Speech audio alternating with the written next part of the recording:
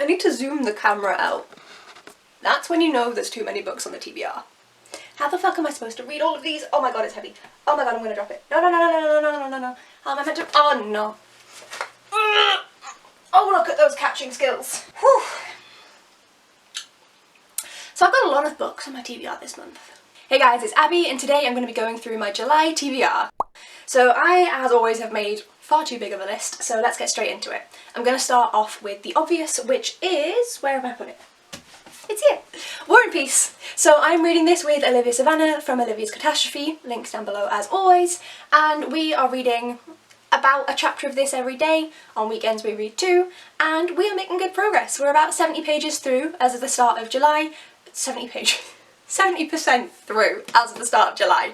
So I'm hoping to get to maybe 75, 80 if we're lucky by the end of this month there. We are making such good progress through this. So yeah, excited to continue. And then for the super duper obvious, super duper, you know what, I'm running with it, the super duper obvious, we have my Skullduggery Reads of the Month. This started off as one book a month of Skullduggery, and now we have a thing. So the reason why we have a thing is because along with reading the books themselves, I'm actually reading these short stories along with it. So first up, I will be reading 2 stories from Armageddon Outta Here, which is the short story collection. This entire series of Skullduggery Pleasant is by Derek Landy. So I'll be reading The Wonderful Adventures of Geoffrey Scrutinous and Just Another Friday Night. These are 2 books that are set after Mortal Coil, book 5, but before Deathbringer. Yes, Deathbringer, which is book 6. So I will be reading those just to kind of keep chronologically making my way through. Then we have book 6 itself, Deathbringer, which is fucking massive. How many pages is this? It's like 600 pages, pray for me. And then after Deathbringer, I have The End of the World, which is a 2012 World Book Day novella. These are all rereads for me, so I'm anticipating loving them. And just to give you a very brief overview, because of course these are books, roughly 6 in the series. Book 1, a 12-year-old girl in Ireland ends up meeting a walking and talking skeleton detective, discovers there's magic in Ireland, and goes from there. And it gets more and more violent as time goes on. It's great. So that's kind of the 2 obvious things that if you watch me, you know I'm doing. War and Peace, Skullduggery. Let's move on to the rest of the stuff on my TBR. Don't forget to like the video, guys, if you enjoy it, and subscribe if you wanna. So we of course have my TBR jar to do, but I will be doing that at the very end there because I'm scared. So I'm going to be taking part in, can't remember the official name, but like a Jane Austen read-along, readathon, one of the 2.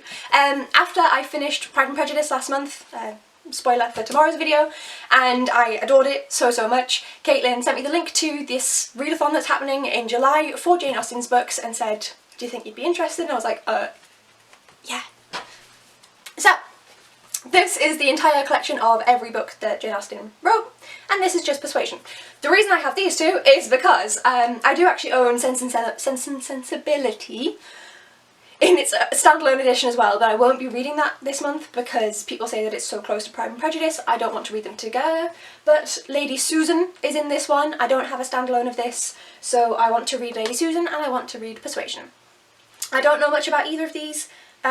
This one, we're following Anne, who's given up on love after she wasn't able to marry the naval officer that she wanted to because he was poor. He's now rich, and he's come back, and she's like, do you forgive me? That's what I know about this one. I know nothing at all in any capacity about Lady Susan, apart from, I think it's the book she was in the middle of writing when she passed away, so it's really small. Like, obviously the writing in this is... there we go. The writing in this is pretty small anyway, but like this is how much of the book it takes up. And it seems to be in letters, so that should also be a nice and quick read. So I'm thinking of picking up Lady Susan first to kind of tick off one on my TBR. And then on to the books that I've added because I just have. First up we have Prodigy by Marie Lu. This is the 2nd book in the Legend trilogy. I read Legend forever ago. It's like a standard YA dystopian where like there's a girl from the rich side and a boy from the poor side, and they're like, oh, things aren't as they seem, and they go from there.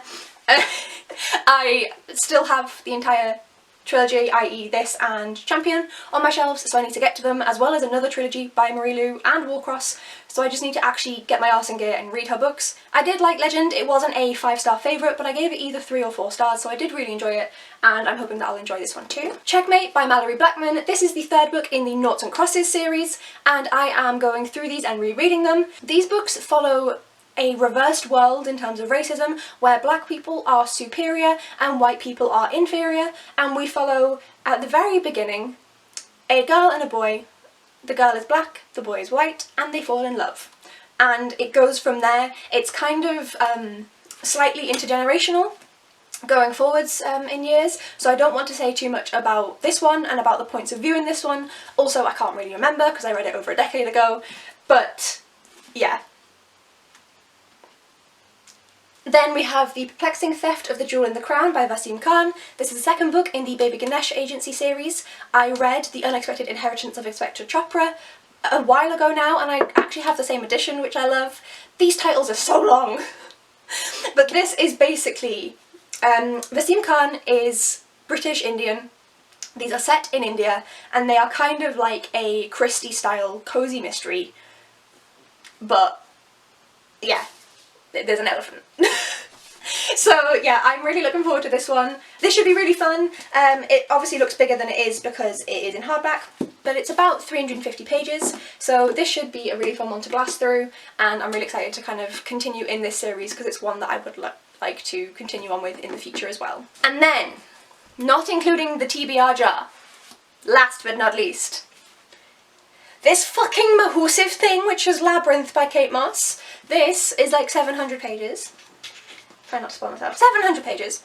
This is a historical fantasy, so we are in both 1209 and 2005, in both timelines, and they link up with some sort of mysterious book. Yes. Yes, mysterious book. And they link up. I can see hieroglyphs down here, and I love ancient Egyptian things, so I'm hoping that this will be a really good read. I have owned this since 2017-ish and haven't picked it up because it's big. But I own this and the next 2 books in the series, which are both as big. So I just need to get to them. I just need to sit down and read them. I'm really hoping that I'm going to love this. It is a big one, but I'm just going to have to like segment it off like I've been doing and just sit down and get through it. So I've got like high expectations for this, but I'm scared of reading it. Okay. It is time. So, that's not going to do much, but I'm going to do it anyway. Let's go in. I want you. No, you. You. Do you ever do this where you like, I'm not reading that one, I want this one. Where you decide when you're trying to pick something and you're like, that one, and you will go for it. Let's see. So this has come out as Renegade by Kerry Wilkinson, and as a bit of a spoiler for an upcoming video, I've unhauled this. Let's see what the one on the floor is. Maybe this one will be useful. Ooh, Pompeii, The Life of a Roman Town by Mary Beard. So this is a non-fiction story. Non-fiction story? No, it's not. It's a non-fiction book that just kind of discusses the historical aspects of ancient Roman life in Pompeii specifically. Let me go get the book. I'm back. So, this is also another spoiler for my unhaul video. Carrie, if you're watching, you're probably thinking, that's not the cover I gifted. It is not. I had to, and I'm really sorry, but I like this cover more. I'm really sorry. I'm so grateful. I'm so grateful. But like, I hope you don't hate me.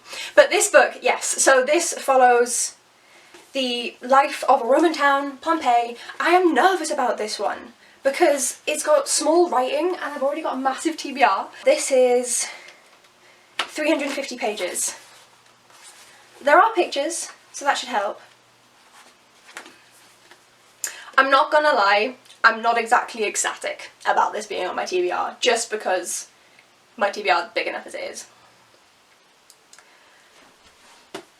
But it's tough shit, gotta get on with it. Okay, so I won't beat myself up if I don't manage to hit my entire TBR, but yeah. I'm trying not to show it, but I don't want this to be on my TBR right now. God fucking damn it. The world hates me. Okay, so I'm not going to manage this TBR. End of July, you're gonna get a video of me going, didn't read anything. But yeah, so that is my TBR for July. Let me know if you think I will manage this TBR. I think this is gonna be the first one in a few months that I fail. There's too much on here. Shit. Thank you so much for watching, guys. Click like if you enjoyed, and I'll see you in the next video. Bye! Pray for me. Pray for me.